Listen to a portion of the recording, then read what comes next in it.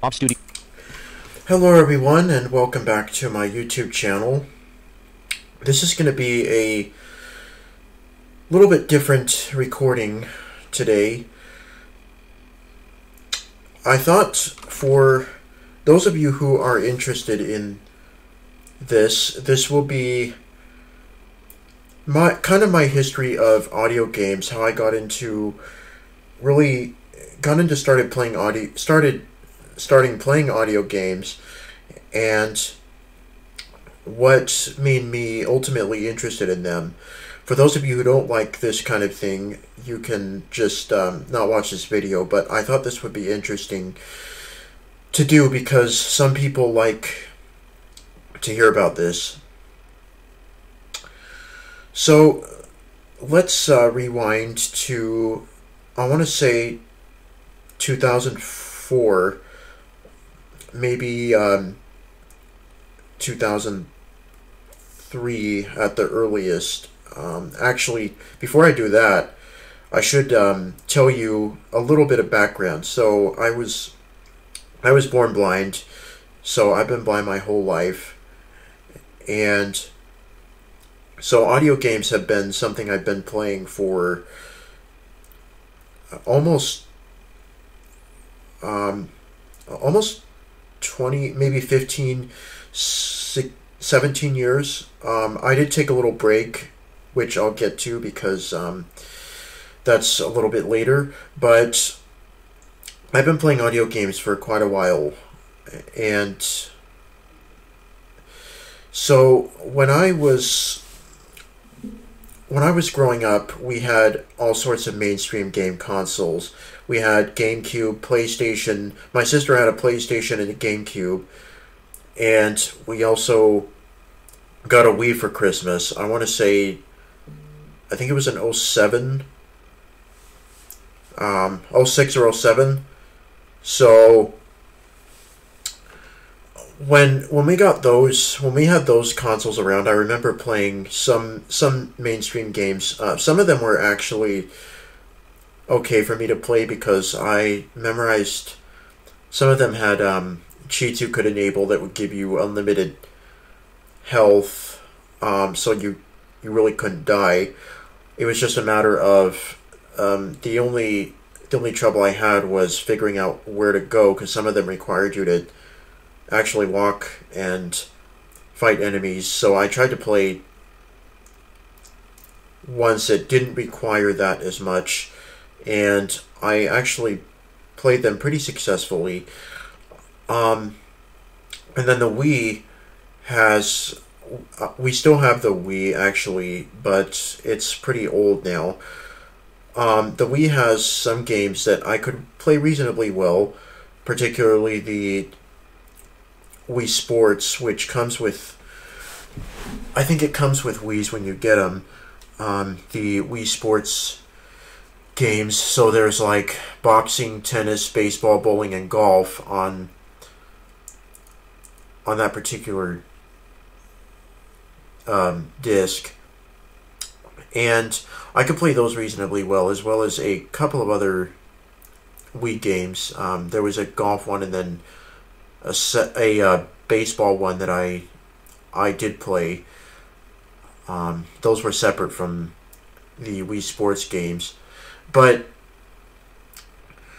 rewinding to 2003, I received a desktop computer from an organization called the Lions Club, which provides people with equipment that have multiple disabilities.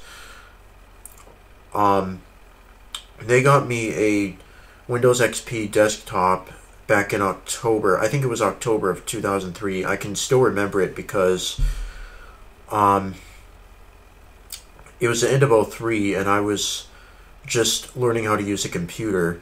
So I started really using the computer when I was 6 years old, and I've been using one ever since, hence my love and interest in technology.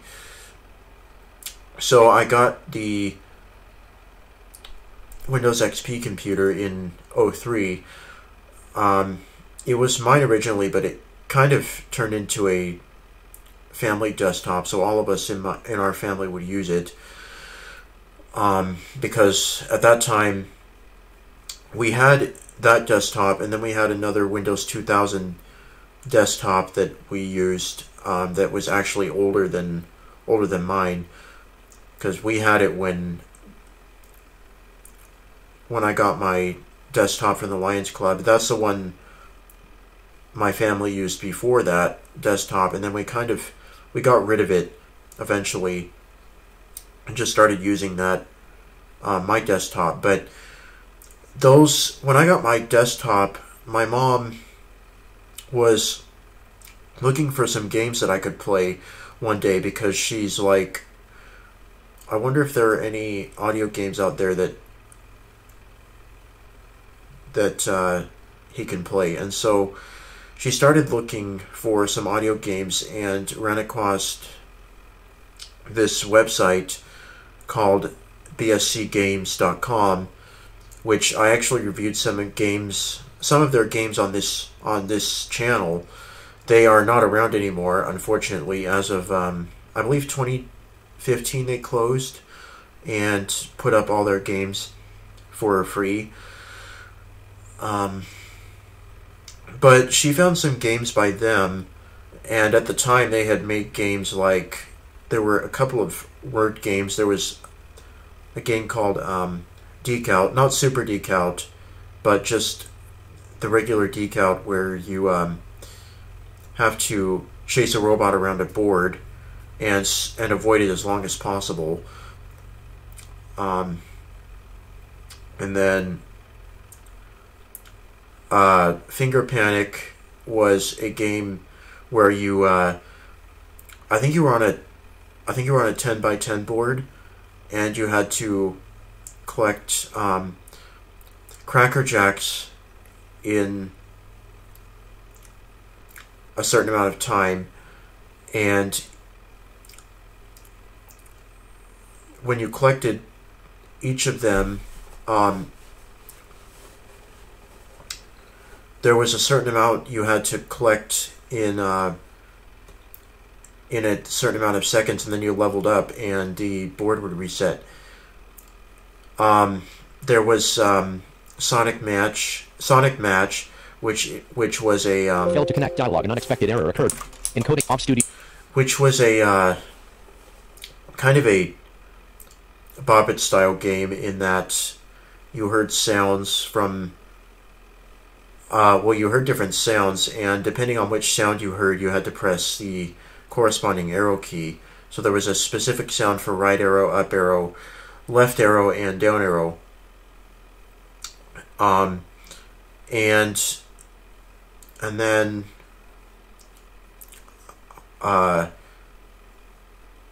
there was a game called Crazy Darts, where you had to fire a dart when it was in the center of, as close to the center of your screen as possible. It would pan from left to right,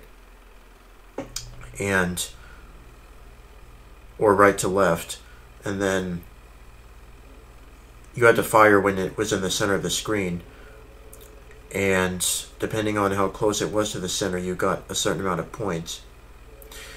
That was really my first exposure to audio games, and knowing that there were actually games that we as blind people could play. But after that, those were the only games that I had played at the time, because I thought, well, I don't really think there are very many games out there, so I'm just going to keep playing these games. And eventually I took a break, because, like I said, I didn't know of any other games at the time that I could play. I played certain mainstream games on the PC, like I played some mainstream games with my sister, and she would help me. She would help me play them, and we did that together. And a few years after, I want to say maybe 07, 08, we got another Windows XP desktop that we put in the office next to my next to the older desktop. Which, by the way, the older desktop had dial-up internet on it. I was around for dial-up internet, which, for those of you who don't know, dial-up internet connected to your phone, directly to your phone line, and dial-up internet was much slower than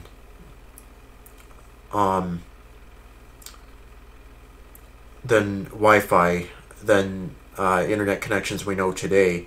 I don't remember what the maximum speed was, but you could barely get over 100 kilobytes per second, which in today's standards is pretty bad.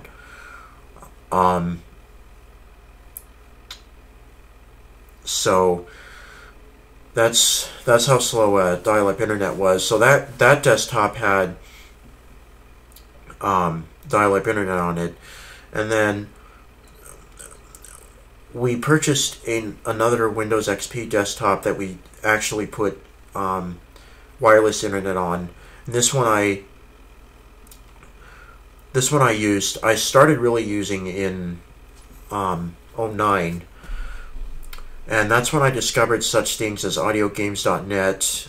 One day from searching on the internet, I discovered audiogames.net, and from there it really became a constant finding of audio games. I remember I would get on audiogames.net and download pretty much anything I could get my hands on. Anything from shooting games to board and card games. Actually, in the very end of 2009 or very beginning of 2010, I discovered a Monopoly game. At the time, it was just Monopoly, but it's eventually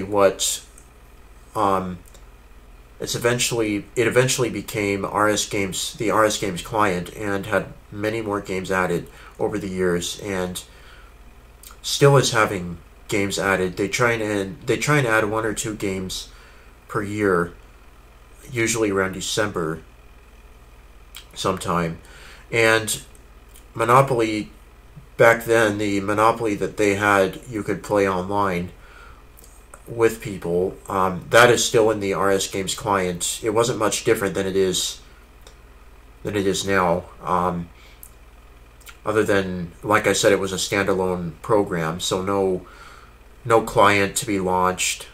It was just its own program. I actually think they had Uno 2 by itself. Uno is also in the RS Games client. I think they had an Uno game, just that you could just download and play. And so I discovered that, and that's when I really started getting into the community of audio games and realizing there were actually audio games you could play online with people. One of the first audio games I bought, actually the first audio game I had the full version of, was a game that was bought for me by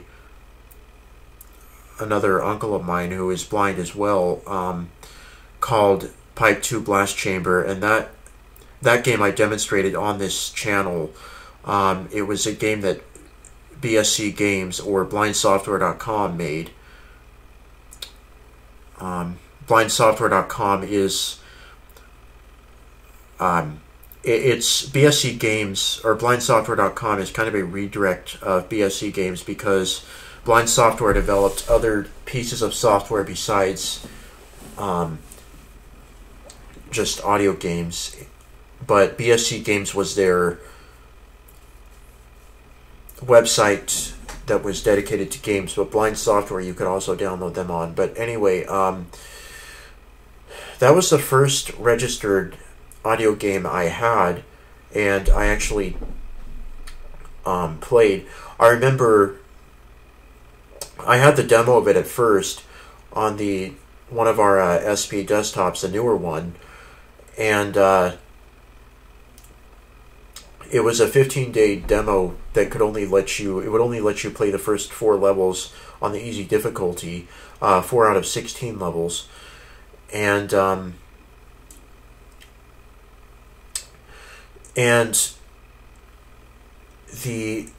when the demo expired, I remember being kind of upset because I couldn't play it anymore. And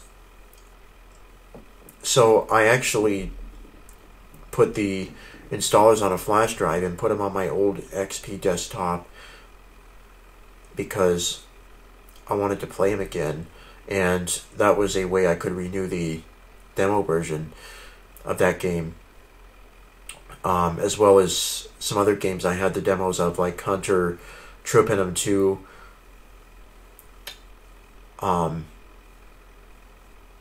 and stuff like that. But Pipe 2 Blast Chamber was really the first audio game I actually had the registered version of, or that I bought eventually, that was bought for me. And then sometime in 2010, I discovered Entombed, which Entombed still holds a very special place for me because it's one of the first really in-depth audio games that I actually purchased and played. It's an RPG or role-playing game. And when I first bought Entombed, I played it constantly. For a while, there was nothing else I would play other than Entombed. I've beaten Entombed more times than I can count. I would go so far as to say I've completed maybe 30 games, 40 games, maybe more. But that's still in my top 10 list of audio games. And from there, over the years, I've just discovered a lot of other audio games. I have games. The games that I have the registered versions of are Entombed, Blast Chamber, Treasure Hunt, which Treasure Hunt is now free and open source. And then I have, I also got Super Egg Hunt Plus, Q9,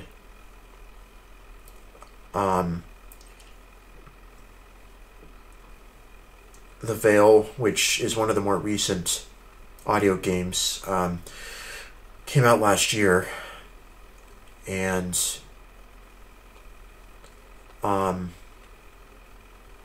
let's see, what else? I feel like I'm missing at least a couple.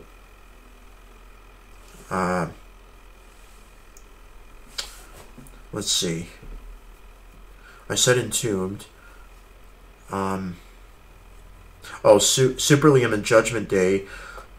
Those are free now. Superlium and Judgment Day are still audio games that I play from time to time because they're really fun. I would say some of my favorite audio games are definitely Entombed, Superlium, Judgment Day, Treasure Hunt. A Hero's Call I have as well. A Hero's Call is another good game, although the maps drive me crazy. I have both Manamon and Manamon 2. Can't forget those. Those I have the registered copies of. And really, it's been a journey of finding audio games to play and just playing the ones that I enjoy. And because of that, a lot of the audio games I play are online games you can play with people, like RS Games, Quentin C Playroom. Sketchbook is a game I get on a lot. And games like that, and because of that, I've been able to meet a lot of different people, and I made a lot of friendships as a result of playing those online audio games. I've been able to meet a lot of people, some of which I've kept in contact with, some longer than others, because I've known some people longer than I have other people, and these audio games have allowed me to connect with people and to meet certain people. And to those of you who I have met and who I am in contact with, I want to say thank you for your friendships and the time we spend talking and playing games. It's all really fun to me. I enjoy the time that we have to talk to each other, really about anything. And it's been, if it hadn't been for audio games, for me discovering audio games, I wouldn't know a lot of the people I know now. I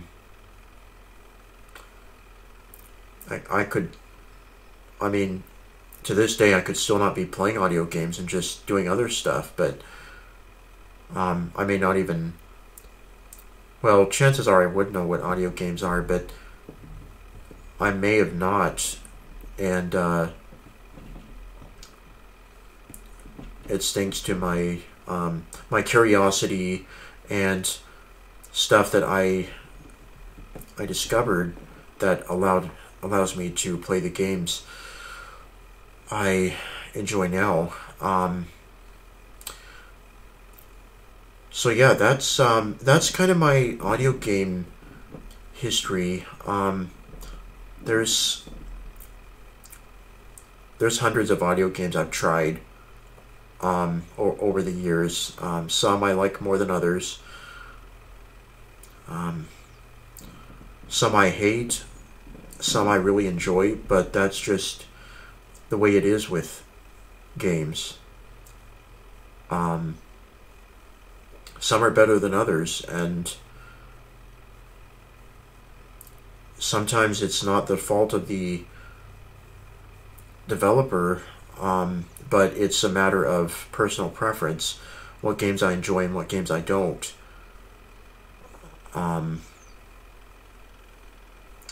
So yeah, I think that's gonna Start virtual. Stop recording checkbox. wrap this up. I think I pretty much talked about I just wanted to come in here and tell you about my audio game history, because some people might find this interesting. So yeah, the next video I'm going to do is probably going to be a continuation of BK3. I'm taking a little break from that game for a little while because BK3 I can tolerate more than BK2, but BK3 still does involve a good amount of grinding and leveling, making sure your stats are okay, and things like that. And so I've really been working on that, and so expect more BK3 videos in the not too distant future. Hopefully within the next few days, I plan to sit down and record some more BK3 stuff. So anyway, I will talk to you guys later. Stop recording. Yes button. No button. Yes button.